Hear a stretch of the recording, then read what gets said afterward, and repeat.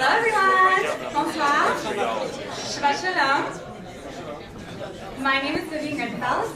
I'm one of your event chairs this evening, and I'm also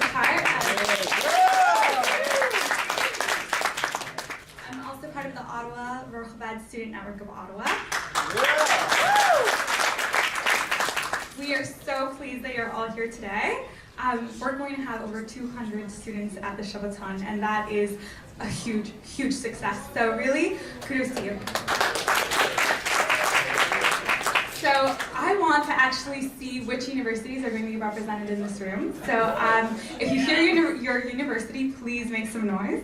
We're going to start with Concordia and McGill. Are you in the room? Université de Montréal, Idrissi. Libre Québec! Chabad at Saint-Jeff, are you here? Also? Chabad at Guelph. Waterloo, are you in the room? Queens, are you here? Chabad at Brock. Toronto? Okay, Western. And lastly, at Ottawa University and Carleton University. We're going to have a lot of fun at the Shabbaton, you guys. We have a huge range of speakers here, from inspirational speakers that are going to be talking a huge variety of different issues. They're going to be in English and French throughout Shabbat, in between meals. All speakers are going to be available for you to speak with individually also if you just go up to them. Everyone here is really excited to be learning everything that is going to be offered. There's going to be Israeli advocacy training, tours around the National Capital Region, Havdalah at the National Flame, at the Eternal Flame, and there's going to even be a carnival, Motzei Shabbat. So this is truly going to be a blast. Okay, so when I started preparing for this speech, I originally looked at the Torah portion. The Torah portion for this week is Vayikra, and it's the first Torah portion of the third book, third or fourth, yeah, of the Torah. Anyways, I was trying to read it, and unfortunately, I came up with a blank. I really wanted to come up with this huge, inspiring story about our ancestors, something that would really just energize the beginning of Shabbat. But unfortunately, or fortunately, it's all about sacrifices that the Kohanim and Am Yisrael performed in the desert, in the Mikdash. And so basically, the ick factor is pretty real. Like, it's pretty gross to read about this. And I don't really understand, why are we reading this?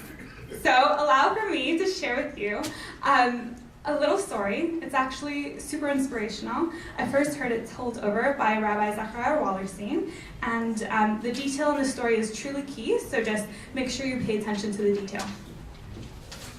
So one day, a man saw an old lady, and she was stranded on the side of the road. Even in the dim light of day, he could see that she needed his help. So he pulled him in front of her, and he got out. His old car was still sputtering when he approached her. And even with a smile on his face, she was worried. No one had stopped to help her for over an hour. Was he going to hurt her? He didn't really look safe. He could see that she was frightened, and so he said, "I'm here to help you, ma'am. Why don't you just wait in the car where it's warm? By the way, my name is Brian Anderson." Well, all she had was a flat tire, but for an old lady, that was bad enough. Brian crawled under the car looking for a place to put the jack. He skinned his knees and his knuckles in the process, but soon he was able to change the tire. He had gotten dirty and hurt in the process, but she couldn't thank him enough for coming to her aid. Brian just smiled. The lady asked how much she owed him. Any amount would really have been okay with her. Throughout this whole time, she had imagined all the horrible, terrible things that could have happened to her at the side of the road in the middle of nowhere. But Brian never thought twice about asking her to pay him. This was not a job to him. This was just helping someone in need. And God knows a lot of people had come and helped him in his moment of need throughout his own life. So he told her that if he really wanted to pay her back, the next time that she saw someone else in need, she could give that person the assistance that they needed. And then he added, "And think of me." He waited until she started the car and she drove off. It had been a cold and depressing day, but he felt really good as he headed home, and then he disappeared into the twilight. A few kilometers down the road, she saw a small cafe. She went in to grab a few bites to eat and take the chill off before she continued the rest of her journey home. It was this tiny little cafe, and this beautiful waitress came up. She had a sweet smile, one that even being on her feet for 8 hours didn't erase.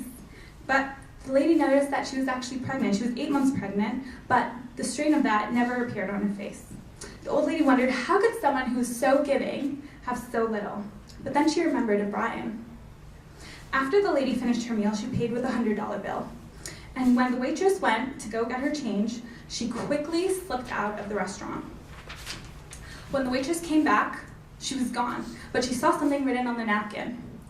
On the napkin was this beautiful note. You don't owe me anything. I've been there too.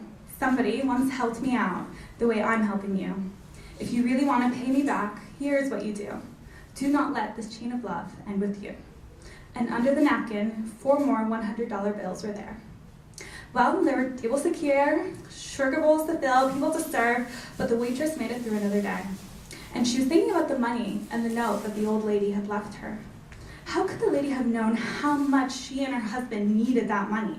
With the baby due next month, it was going to be so difficult for them. She knew how worried her husband was, and as he lay sleeping next to her that night, she whispered, soft and slow, everything's gonna be all right.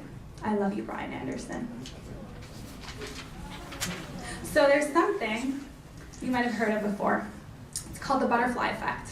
It's part of chaos theory and mathematics. But without getting into any of the math, the butterfly effect refers to the enormous impact that one small action can have on the entire world. Now there are 613 mitzvot, commandments in the Torah, and I guarantee not all of them are easy to keep. Had God asked me how many mitzvahs there should have been in the Torah, probably would have negotiated it down a couple hundred. But anyways, by changing perspective, we can instead view each commandment as an opportunity to come closer to God. Your every action, as simple as it may be, is actually something that can impact the world around you and build a relationship with God. So then, the sacrifices that Am Yisrael brought in the desert were actually beautiful beats of butterflies' wings, beginning a chain of reaction that would develop the close relationship we have with God today. And you have the ability to continue this, so do not let the chain end with you. I challenge you to take the opportunity this weekend to keep Shabbat. If you've never done it before, turn off your cell phone. Trust me, 25 hours free of hashtags and Facebook is actually super relaxing. But if you have kept Shabbat in the past, use this opportunity to bring it to a higher level. Be creative. Because it's not just about changing a tire by the side of the road for an old lady in need. You'll receive all the good that you invest, just like the beat of butterflies' wings has the power to change the world. Shabbat Shalom.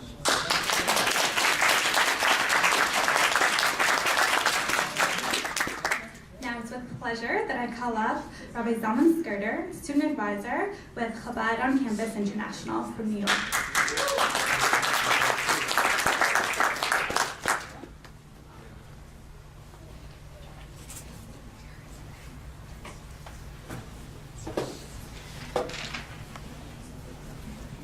Good Shabbos, everybody.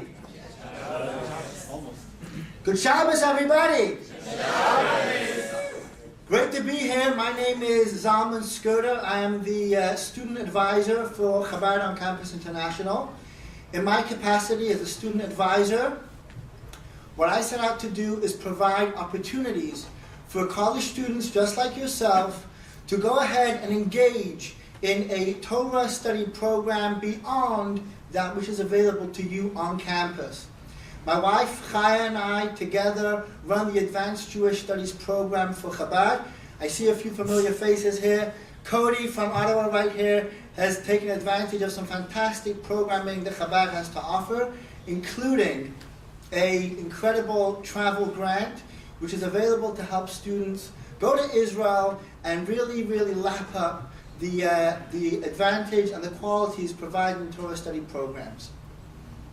So I'm here today to help each and every one of you with your quest to go ahead and delve into your rich Jewish heritage, try to experience not only what Shabbat has to offer you, but what Judaism in general, what a deep connection with Torah, with the mitzvot, with your Jewish friends, what that has to offer you. So throughout the weekend, come up to me and I'll be happy to help you discover a study program which is absolutely perfect for what you're looking to engage in, both in terms of location, dates, as well as help you work out the finances. So please take advantage of the whole weekend. Remember, this is not just a fleeting experience that you will have this weekend. Rather, it is a chance to engage, to connect, and to really advance that strong Jewish soul you have inside of you. And I'll be happy to help you take that connection to the next level. Shabbat Shalom.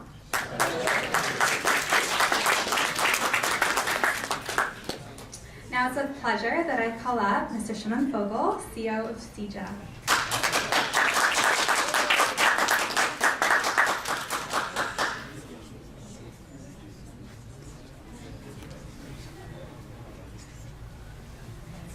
Oh my gosh, it's actually really exciting for me to be here.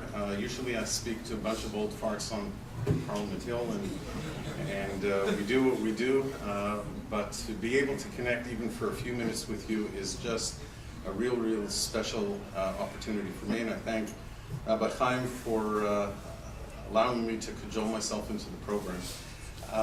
Normally I speak about stuff related to Israel, anti-Semitism, the whole Jewish advocacy agenda that we promote and advance within the political sector and so forth. You will have an opportunity to meet one of my colleagues who most recently was at Waterloo, and I know Waterloo is represented here. And you guys did fantastic work there, just as the students in McGill did a phenomenal job a couple of weeks ago. And all of you truly are heroes of the Jewish people for the willingness and the capacity to stand up on campus and to assert your Jewishness, your pride in your people, your legacy, your country.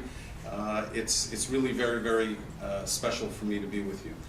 But this afternoon, I have a different function over here, and Rabbi Chaim allowed me to come and share with you just a couple of thoughts that I think you're going to hear more than once over the course of Shabbos and the time that you spend together.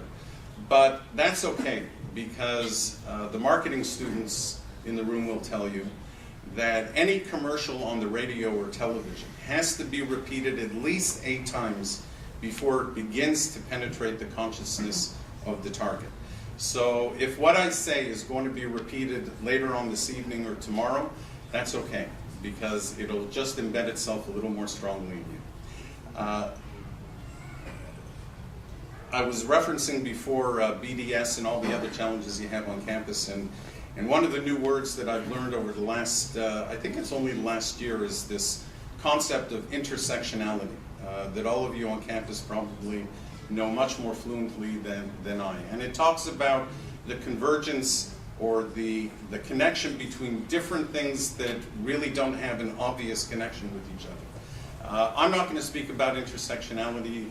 Ali Grant, who you'll meet with later on tonight, will probably do that. But what I do want to share with you is really fascinating intersectionality or convergence of different things that occur this particular weekend.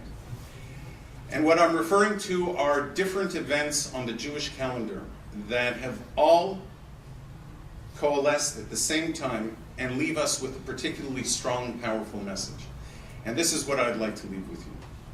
First and foremost, this year is a very special year. After the 7-year cycle, which culminates in Shemitah, the year in which we recognize that the earth isn't ours, it belongs to God, and we have to take a step back, disconnect from totally being preoccupied with the material, and recharge our spiritual batteries. There comes an event which coincides with this year, in the 8th year, called Hakel, literally meaning the gathering. And there was a phenomenal event that would happen in Yerushalayim on the holiday of Sukkot in the 8th year. And all the Jews would gather. They had come for pilgrimage festivals, but they stayed longer.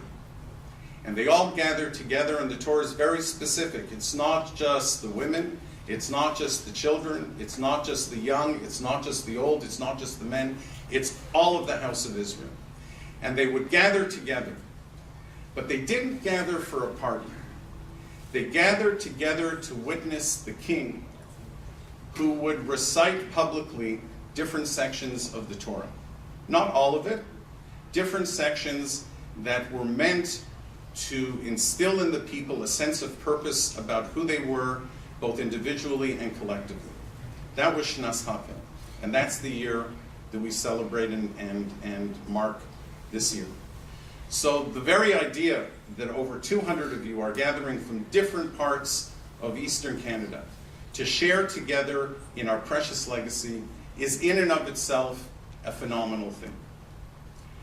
But in addition to that, this Shabbos, and you'll mark it tomorrow, is Parshas Zachor.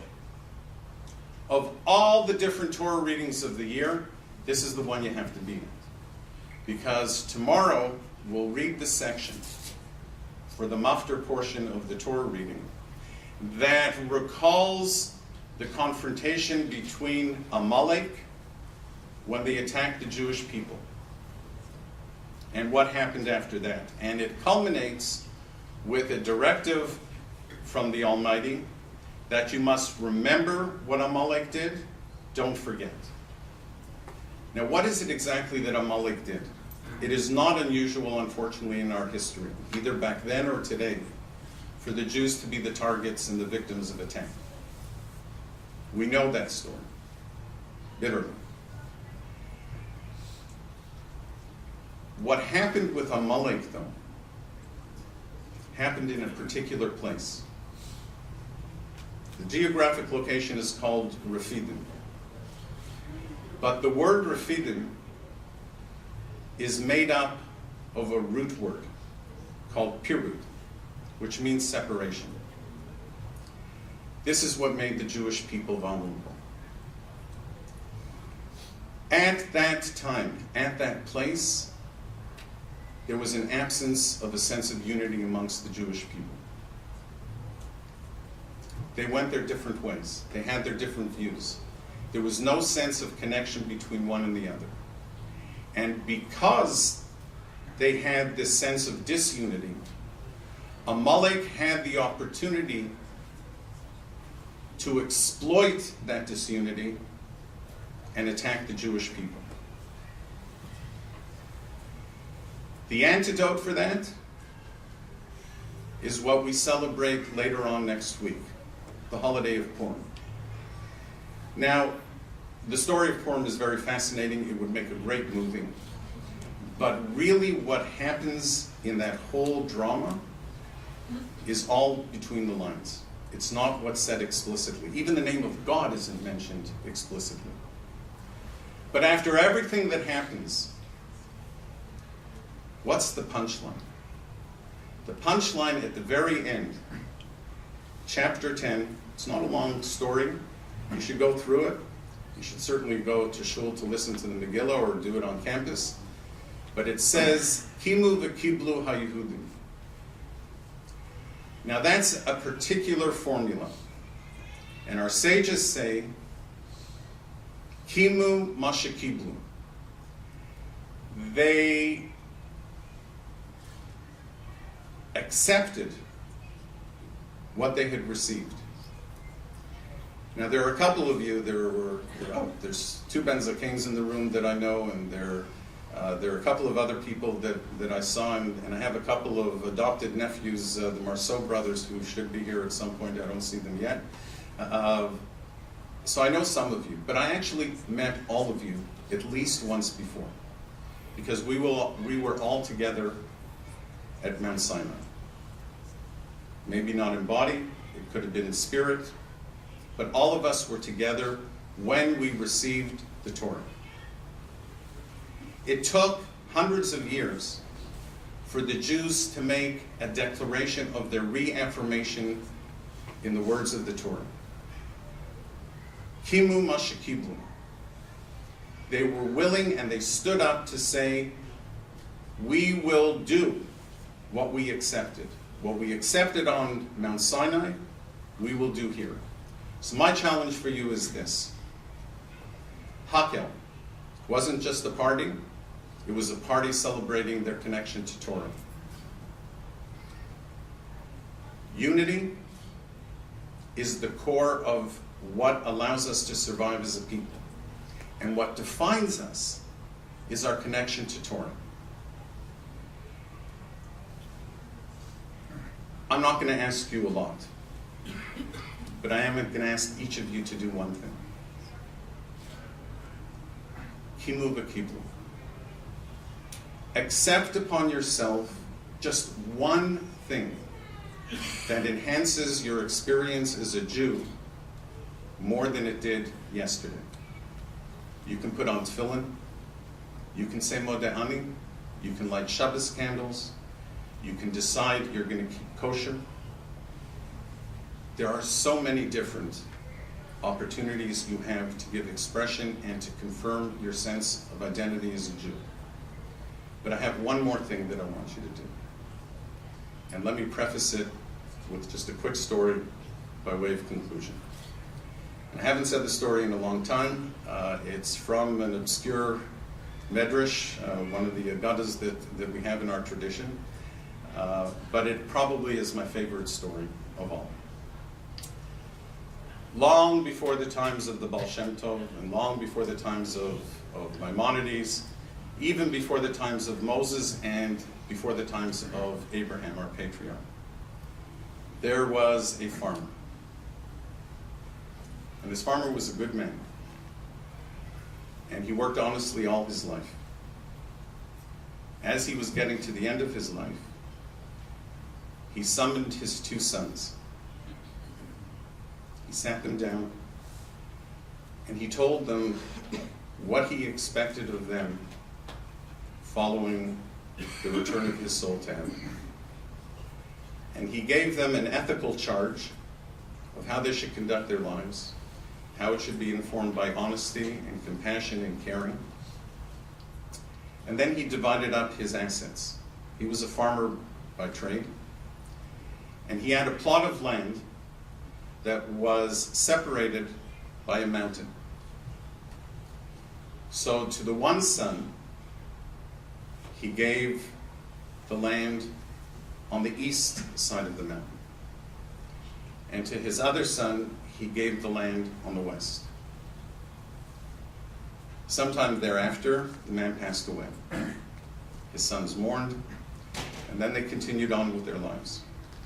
They plowed their fields, they tended to their crops, and came time for the harvest. Now, harvest doesn't just happen, you have to plan. It's a complicated business.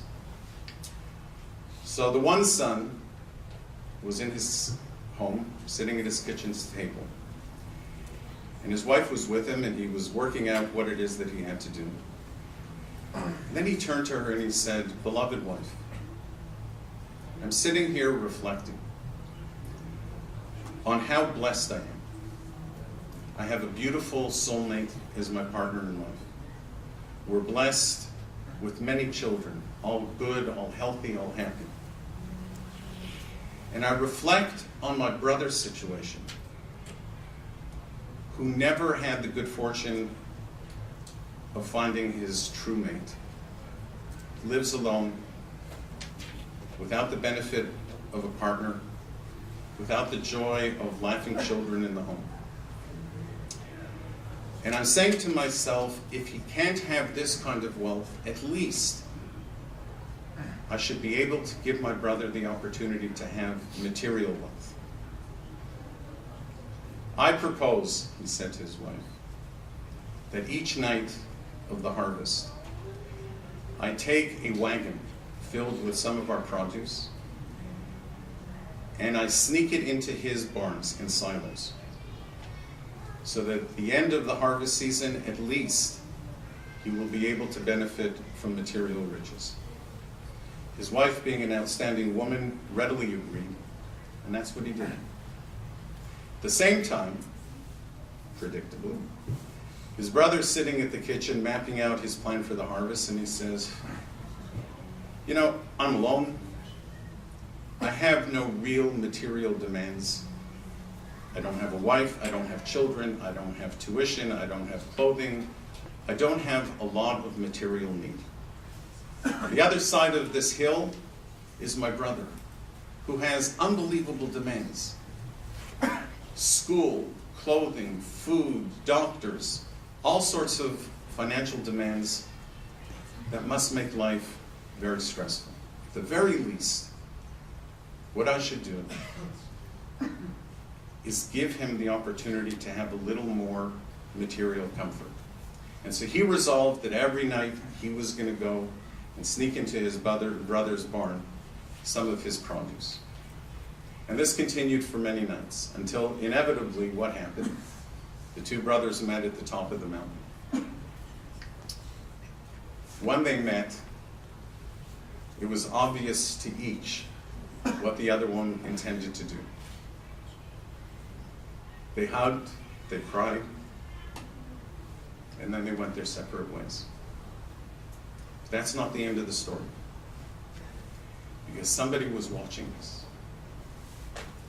The ministering angels up in heaven saw this extraordinary act of selflessness that the brothers had expressed for each other. And they caused a great tumult. And together in unison they called out, "Master of the universe, do you see what's happening down in your world? We demand you must do something to recognize this." The selflessness of the one brother and of the other. And God answered, "I see all, and fear not." For in recognition of this loving act that the one brother and the second brother extended to each other, I will make my home on that spot where they met tonight. And our tradition has it that that is exactly the spot where Abraham offered up Isaac, where Jacob slept and had his dream of the ladder, and where ultimately the Beis HaMikdash, the temple, was built. So I asked of you one thing. Take upon yourself to do a mitzvah, to assert your Jewishness and do something tangible that makes that connection with your people and your legacy. And I said that I had a second thing that I wanted you to do. I want you to reach out, extend your hand to somebody else, and show the kind of love that the one brother demonstrated for the other. Because if we circle back to the beginning of my remarks that were supposed to be 3 minutes and became 13, and I don't know if they're 33 yet. But at the beginning of this schmooze, I talked about Hakel, of the Jews gathering together as one and declaring their connection to the Torah. The only antidote we need, the only insulation that we require as a people, is the connection to the Torah and the connection to each other. Use this weekend to connect with your tradition, with each other, and make our people strong. Have a good Shabbos. Enjoy your week.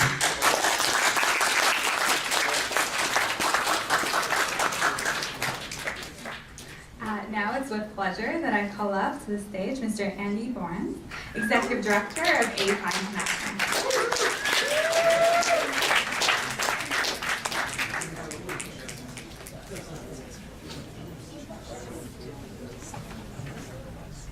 Thanks so much. I have to follow that story. That's very tough about the two great brothers. I had a story about a priest and a rabbi. I'm not going to tell that.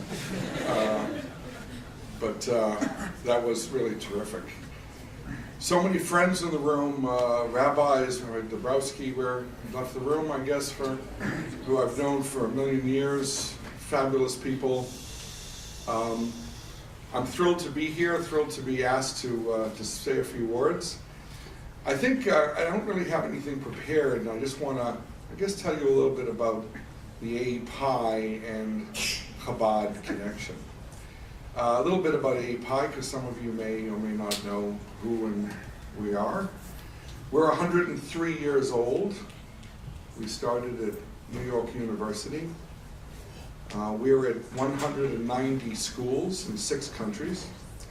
And we have, at any given moment, like now, about 11,000 undergraduates and about 100,000 alumni. And we have all kinds of partners. We work with everybody on campus, all kinds of things. It was alluded to a little bit about what's going on with BDS, anti-Semitism. Everything that you hear, it's far worse than what you hear, especially in Europe. We have 10 chapters in England, we have in France, in Austria. It is very, very difficult. It's reminiscent of olden times that we as Altakakers try and shield you young people from ever even thinking about. However, it's quite real. So learn about it because you need to. Don't let it depress you, but at the same time, you need to understand we live in a tough society that everybody doesn't like us. And that's the way it is. So what do? We unite. We have groups that come together like API and Chabad. And why do we like this so much? We love Chabad. Chabad is of all of our organizations, Chabad doesn't judge. You can go into a Chabad building, go for Shabbat. You go up to the rooftop and scream that you're pro-Israel, pro-Jewish. You don't need to set lines. You have to be just a good Jew. And you don't have to qualify. And there isn't 17 employees running around. There's the rabbi and his wife who started cooking on Wednesday, okay, before the Friday Shabbat.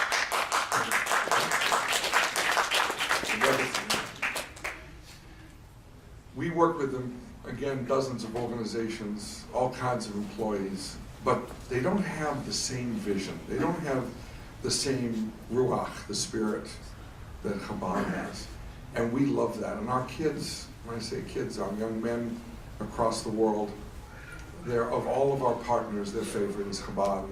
And that's really a testament to the great rabbis, their families, and their commitment to us and you. Now, I was at a Kiddush 3 years ago. I've been to several Kiddushes. Kiddushes, all 5,500 Chabad rabbis from all over the world get together in Brooklyn once a year, usually in November. And the greatest speakers, amazing stuff goes on for several days.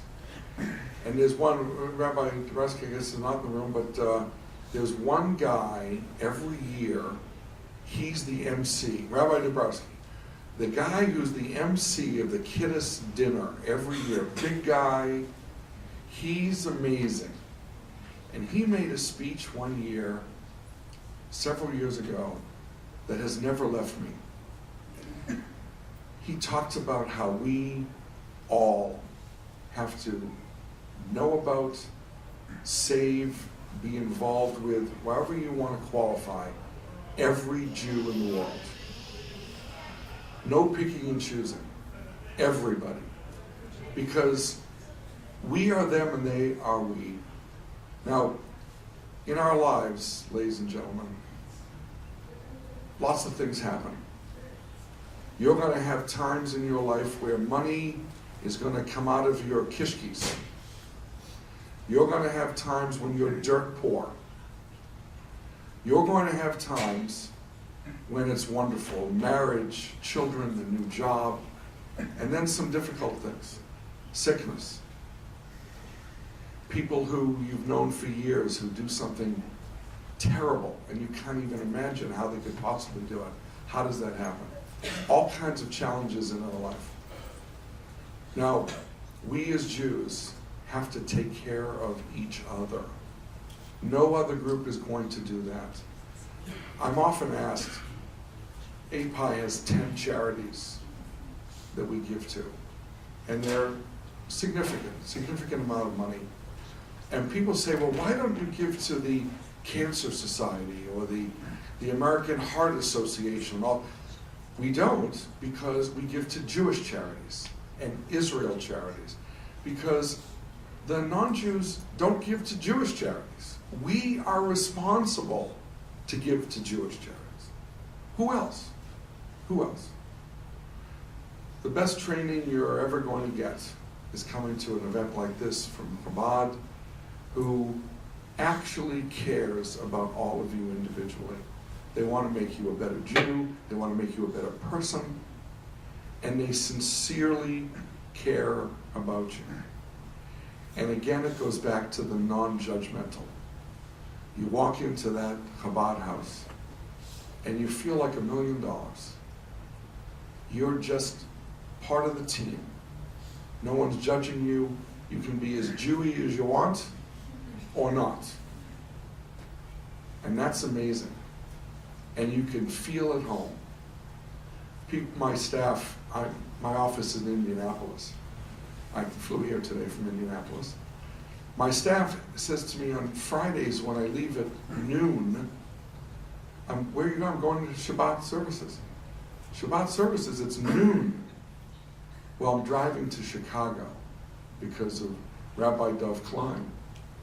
Because of his Chabad, I feel so welcome there that I'm driving 3 hours to go there, and for holidays. Now, why would you do that? There's all kinds of things in Indianapolis, but there isn't Rabbi Dov Klein, who cares about me and I care about him. You've all been given a gift to be able to come here, and the gift is the rabbis and their families who sacrifice for you. Suck dry everything you can out of this weekend.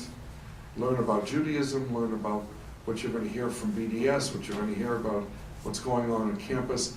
Suck it dry, learn as much as you can. And I want to quote my previous speaker here. Do one mitzvah going forward for somebody else. It will come back to you 100 times. 100 times. And that's the thing about Jews. We take care of ourselves, we take care of our people, we take care of each other because we need to. Nobody else is going to do it but us. So remember that when you walk by, or you want to walk by someone that you know needs some help, they're Jewish, they need some help, give them that help. You will profit by it forever. And I want to thank, again, our friends at Chabad who are absolutely amazing. Again, Rabbi Dabrowski.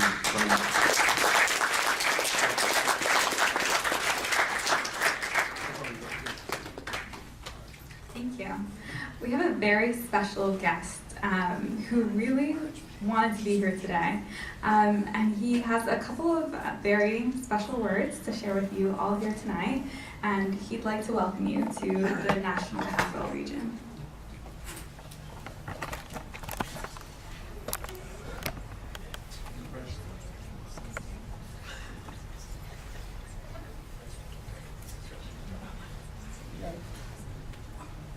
Hello, my friends. Welcome to the Canadian Intercollegiate Shabbaton 2016.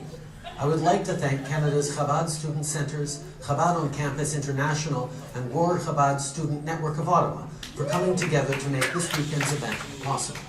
It's exciting to see students from across the country come together to observe Shabbat. An event like this helps us reflect on how very fortunate we are to live in a country where people from every faith and culture, speaking every language, can live, work, build, and thrive together. J'espère que vous allez profiter de cette fin de semaine pour vous faire de nouveaux amis, explorer notre capitale nationale, prendre le temps de réfléchir et de vous reposer. J'espère que vous serez inspirés par les Canadiens d'origine juive dont les accomplissements ont traversé les frontières et transformé notre pays. You are the future in so many industries and fields, and proud members of a Jewish community that makes Canada a better place. Shabbat Shalom.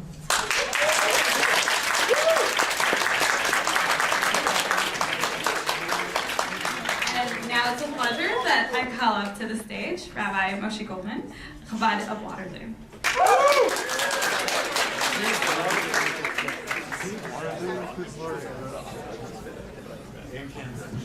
Good almost Shabbos, everybody.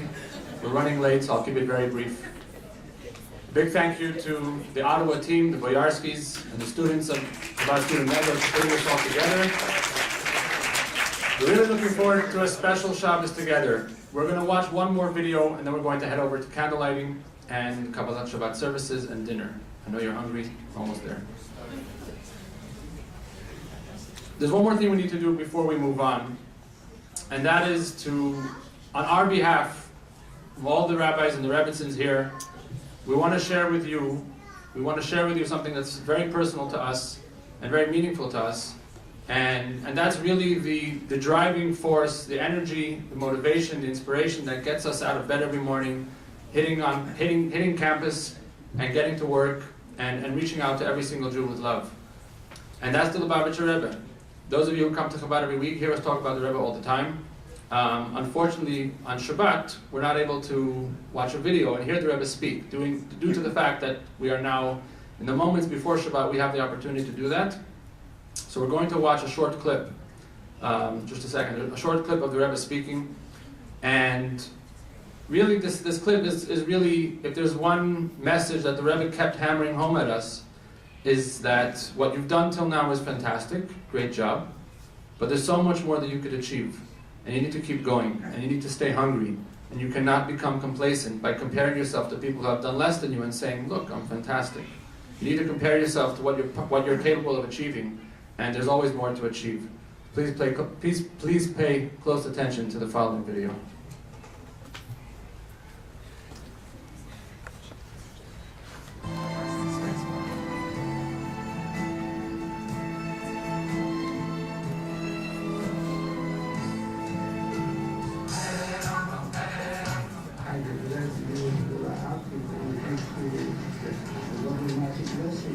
Satisfied. I didn't demand much more, so that the work is really himself and myself. I'm dissatisfied by this success. We need to jump.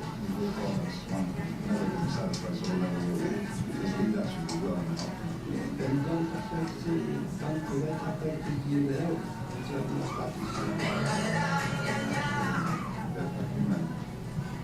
If you're overdoing, you can burn it up, but if you're hungry, it's sluggish.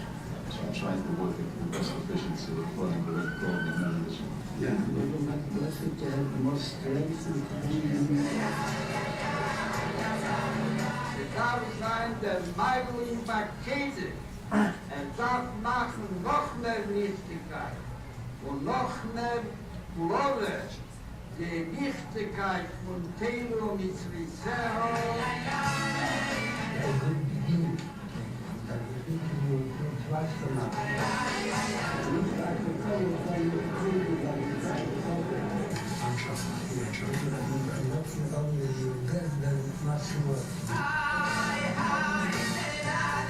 Versuchen wollen die Seite von näher sich helfen.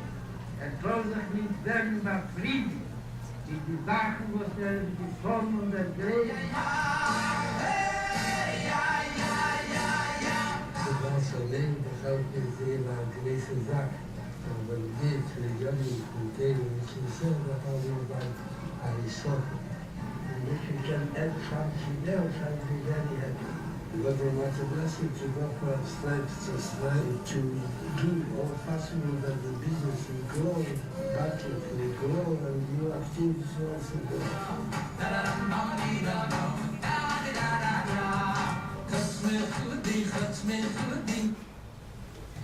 may you all go from strength to strength on this Shabbaton.